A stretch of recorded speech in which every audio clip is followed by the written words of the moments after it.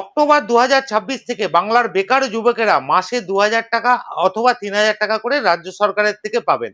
মাননীয় মুখ্যমন্ত্রী শুভেন্দু অধিকারী এই বিষয়ে কি বলেছেন সেটাই দেখাবো আজকের ভিডিওতে, এবং কারা যোগ্য না সেটাও কিন্তু তিনি বলেছেন। ভিডিওটা দেখুন, আর ভালো লাগলে অবশ্যই লাইক করবেন, শেয়ার করে অন্যকে জানারও সুযোগ করে দেবেন। ভিডিওটা দেখুন তিনি কি বলেছেন।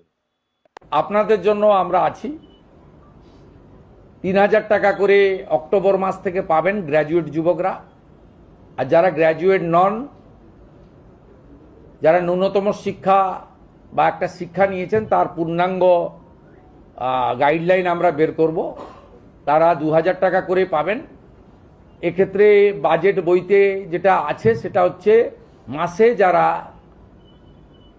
1 লক্ষ টাকার বেশি রোজগার করেন, ইনকাম ট্যাক্স পেই, তারাই এই সুযোগ পাবেন না। এটা বছরে নয়, এটা ক্লিয়ার করতে চাই। অর্থাৎ যাদের পরিবার মাসে 1 লক্ষ টাকা করে রোজগার করেন তারা তো ইনকাম ট্যাক্স ছাড় আছে আপ টু 1 লাখ। 1 লাখের উপরে ইনকাম ট্যাক্স দিতে হয়। আপনারাও আমাদের সঙ্গে একমত হবেন, 1 লক্ষ টাকা যে পরিবারের রোজগার আছে তার নিশ্চয়ই এই ভরসা স্কিম নেওয়ার দরকার হবে না।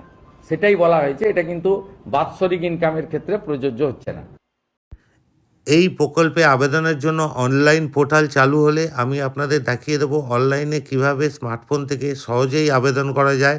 যারা এখনও আমাকে ফলো করেননি তারা আমাকে ফলো করে রাখুন, আর ভিডিওটা অবশ্যই লাইক করুন এবং অন্যকে জানার জন্য শেয়ারও করুন। ধন্যবাদ।